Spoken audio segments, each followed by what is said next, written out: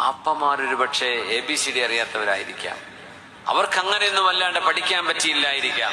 Siblings സംസാരിക്കുമ്പോഴേ അവര് പല ജോക്കും പല തമാശയും പറയും. പക്ഷെ അതൊന്നും ഒരുപക്ഷെ ക്യാച്ച് ചെയ്യാൻ മാതാപിതാക്കൾക്ക് അത്ര അറിവുണ്ടാവില്ല. അപ്പൊ സ്വന്തം വാപ്പയെ കാണുമ്പോഴേ വാപ്പയല്ല എന്ന് പറയേണ്ടി വരും. ഉമ്മക്ക് ഒരു തരി ഇംഗ്ലീഷ് അറിയില്ല. അപ്പൊ മക്കളെന്നെ പറയും, ഉമ്മ പാരന്റ്സ് ഈവനിങ്ങിന്റെ റിപ്പോർട്ട് കാർഡ് തരുന്ന ദിവസമാണ്, പക്ഷെ നിങ്ങൾ വരണ്ട കേട്ടോ, ഞാൻ എത്താതെ കൂട്ടി പോയിക്കോളാം. എന്തിനാ?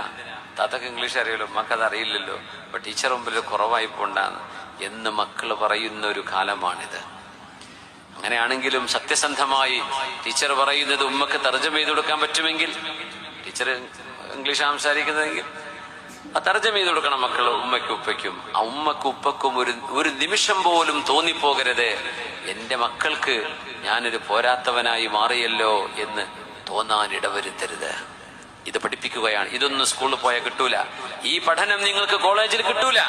ഞാനീ പറയുന്ന ആശയം ഒരു സിലബസിലും നമുക്ക് പഠിക്കാൻ കഴിയില്ല. ഇസ്ലാമിക സിലബസിലൊഴികെ, മതങ്ങളുടെ സിലബസിലൊഴികെ.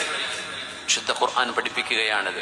നിങ്ങളുടെ കരുണയുടെയും നിസ്സാരതയുടെയും ചിറകുകൾ നിങ്ങൾ താഴ്ത്തിവെക്കേണ്ടത് ഉമ്മയുടെയും ഉപ്പയുടെയും മുമ്പിലാണ്. ഇത്ര മനോഹരമാണ് ആ പ്രയോഗം.